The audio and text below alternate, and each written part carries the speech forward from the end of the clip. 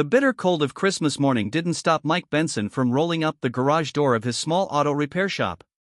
Business had been slow lately, and though he promised his daughter he'd join her for a late Christmas dinner, he couldn't afford to turn away any last-minute work. But the streets were quiet, just a few bundled pedestrians hurrying home with gifts or groceries. Mike sighed and leaned against the counter, sipping lukewarm coffee, when the chime above the door startled him. A woman in her early 30s stepped in, clutching her coat tight around her. Her cheeks were red from the biting wind, and a young boy peered out from behind her. "Hi," she said nervously. "My car won't start. I know it's Christmas, but I really need help." Mike glanced outside at her old sedan parked at the curb. It stood slightly ajar. "Let me take a look," he said, grabbing his jacket. In no time, Mike had the car towed into his garage.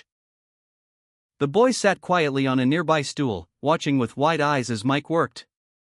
The woman, Sarah, paced nervously. "I don't have much money," she admitted, "but I need this car to get to work. I'm a nurse, and, well, it's been a tough year." Mike didn't need more details.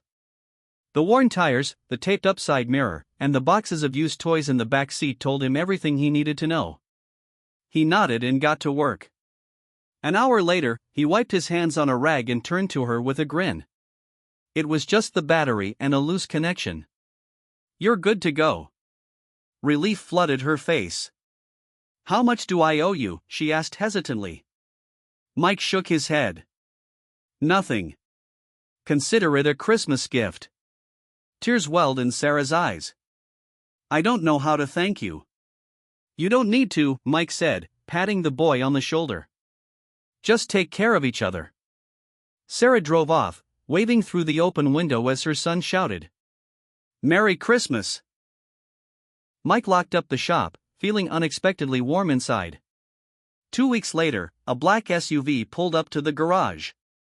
Mike stepped outside, curious, as a sharply dressed man approached him. "Are you Mike Benson?" the man asked. "Yeah, that's me. How can I help you?" The man smiled and handed Mike an envelope. "I'm Sarah's brother. She told me what you did.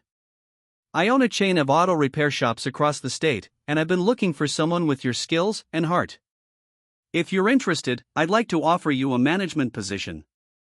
Better pay, full benefits, and more time with your family." Mike's jaw dropped. "You're serious?" "Completely," the man said, shaking his hand. "Sometimes kindness comes back to you when you least expect it." As the SUV drove away, Mike stared at the envelope in his hand, the weight of his good deeds settling in his chest.